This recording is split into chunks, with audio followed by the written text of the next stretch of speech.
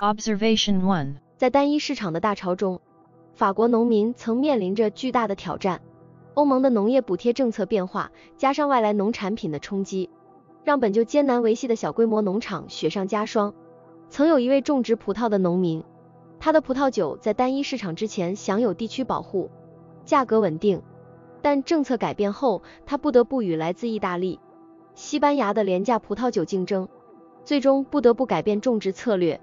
从而影响了整个地区的传统葡萄酒文化。Observation 2. 单一市场的影响并非总是积极的，希腊债务危机就是一个例证。加入欧元区后，希腊享受到了贷款的低利率，但随之而来的是公共支出的不断增加和财政纪律的放松，最终希腊政府债务累积，爆发了严重的经济危机。这不仅导致了希腊民众的生活水平急剧下降，还对整个欧洲的金融稳定造成了威胁。Observation 3. 在单一市场的影响下，法国农民们经历了一段艰难时期。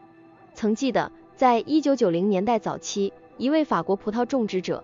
他的葡萄园历经几代人的辛勤耕作，却因为市场的开放而面临前所未有的竞争压力。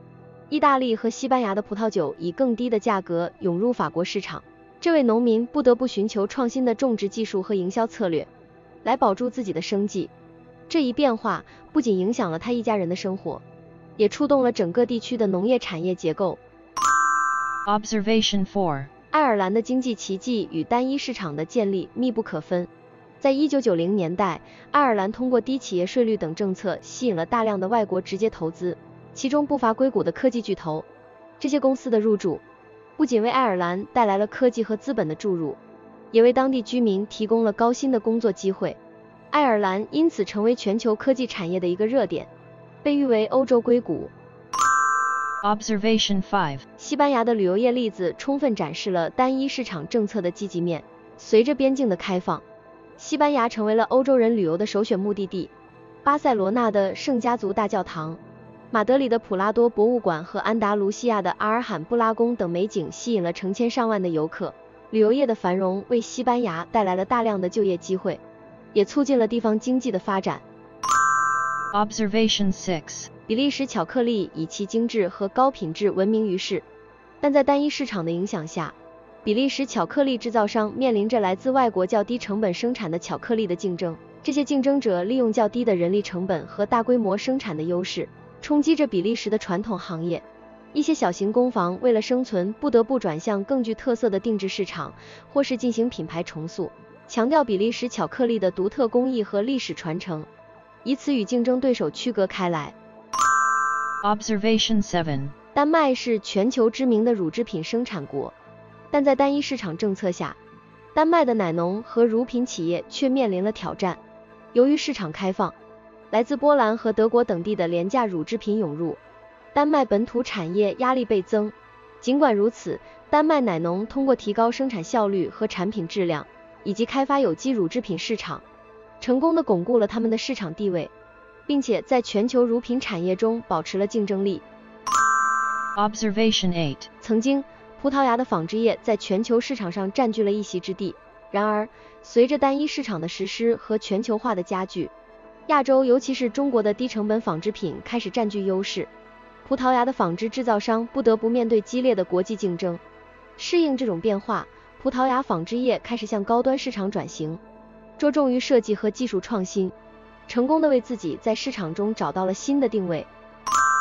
Observation 9. 在单一市场政策的推动下，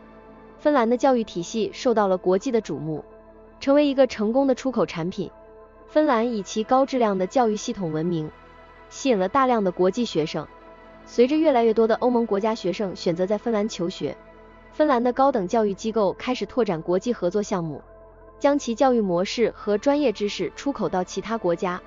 这不仅提升了芬兰教育的国际形象，也对其经济发展产生了积极影响。View. 在一个纷繁复杂的全球经济网中，有一个几乎无形的力量，正默默地塑造着我们的生活，它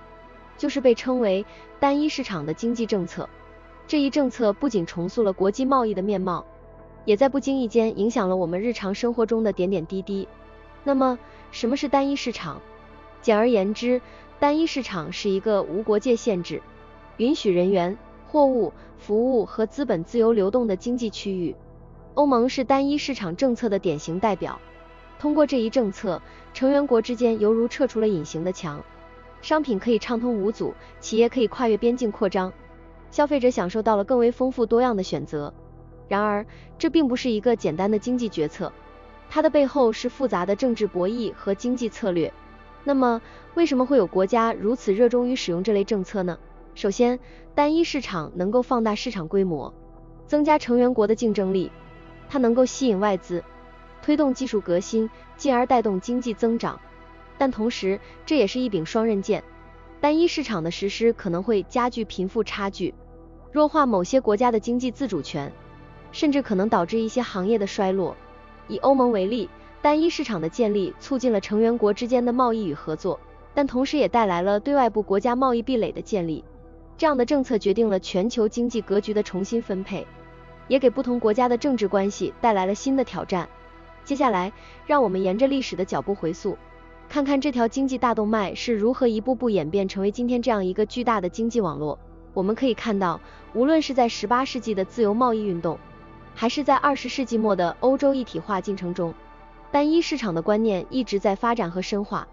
然而，实施单一市场政策并非易事，它要求成员国之间建立深度的信任，需要统一的法规和标准，甚至可能涉及到货币的统一，如欧元的诞生。这些都对国家的主权提出了挑战。同时，它也意味着强强联合，可能会使得那些不参与的国家或地区在经济竞争中处于不利地位。从个人的角度看，单一市场给我们带来了更便宜的旅游机会，更多样的商品选择，工作和学习的海外机会也因此增多。但对于一些行业，特别是那些依赖本地市场和传统优势的小企业来说，单一市场的竞争压力可能是他们所难以承受的。具体事件方面，我们不妨来看一桩历史上的故事。在1992年，随着马斯特里赫特条约的签署，欧盟正式确立了单一市场，这导致了一些传统产业的衰落，如希腊的农业，它在面对高度发达的法国和德国农业时受到了挤压。另一方面，西班牙的旅游业和服务业因为市场的扩大而蓬勃发展。最后，我们必须认识到，单一市场并不是一成不变的，它在不断的发展中，也在不断的被重新定义。随着全球化的进程和国际政治经济格局的变化，单一市场的未来将会如何演变？它会带给我们怎样的机遇与挑战？现在，让我们回到那个初始的疑问：单一市场真的是我们生活中的隐形制王者吗？通过这个故事化的讲述，我们或许能够更深刻地理解这个问题。也许你已经发现，你的工作、你家中的物品，甚至你的生活方式，都或多或少的与这个看似遥远却实际上息息相关的政策有关。那么，在这个由单一市场编织的经济大网中，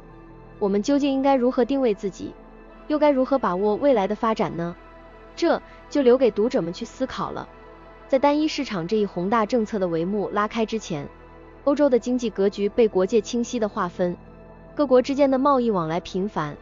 但受到关税、配额、不同的标准和规则的限制，形成了一道道看不见的高墙。例如，在1980年代的法国，农产品是国民经济的重要组成部分，而每当这些产品出口到邻国德国时，都会受到繁琐的海关检查和额外的关税，这无疑增加了交易成本，减缓了商品流通的速度。实施单一市场政策的细节考验着各国的智慧和妥协能力。以欧盟为例，1986年签署的单一欧洲法案计划在1992年之前消除成员国间的物理、技术、税收壁垒。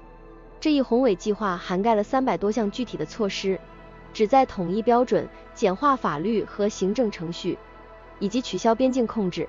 以法国和德国的农业为例，实施单一市场政策前，两国在农业产品方面存在着较大的贸易障碍。举个具体的例子，法国的葡萄酒和奶酪在进入德国市场时，需要经过严格的检查和高额的关税，但在单一市场的框架下，这些障碍被逐渐消除，物流变得更为高效，产品质量得到了保障，消费者也能享受到更多样化的选择。然而，这样的变革并非一蹴而就。在过渡期间，许多国家的企业和产业都面临着适应新环境的挑战。例如，西班牙的橘子农民原本在国内市场享有较高的价格，但随着市场的开放，他们不得不与来自意大利和希腊的竞争者一较高下，这迫使他们提高产品质量，降低成本。另一个例子是荷兰的花卉业，它利用了单一市场政策带来的机遇，将鲜花出口到整个欧洲，成为世界著名的花卉出口国。荷兰的花卉拍卖市场因此而兴旺发达，成为全球最大的花卉交易中心之一。总结来看，在实施单一市场政策之前，欧洲各国的经济状况是各自为政，贸易壁垒导致效率低下，而政策实施过程中的细节调整和策略部署，虽然充满挑战，但也为各国企业和产业开辟了新的发展道路，促进了整个欧洲经济的融合与增长。Analyze. 单一市场这一经济政策对社会发展的影响是双面的，其优势在于它打破了国与国之间的贸易壁垒，降低了进出口成本，促进了商品和服务的自由流通。这种流通不仅增强了市场的竞争力，促进了技术创新和资源的高效配置，而且为成员国带来了规模经济的好处，消费者因此享有了更丰富的商品选择和更低廉的价格。然而，单一市场也可能带来一些负面影响，它可能导致经济实力较弱的国家失去保护，本国产业受到外来竞争的冲击，例如农业或制造业在面临更大的国际竞争时可能难以生存，这可能导致失业率上升和社会不稳定。此外，政策制定往往偏向于经济强国，可能导致成员国间的经济不平衡加剧。对普通人的生活而言，单一市场意味着更便宜的跨境旅行成本，更多的就业机会以及更广阔的教育和文化交流平台，但同时它也可能带来工作岗位的不确定性，尤其是那些依赖传统产业和本地市场的工作者。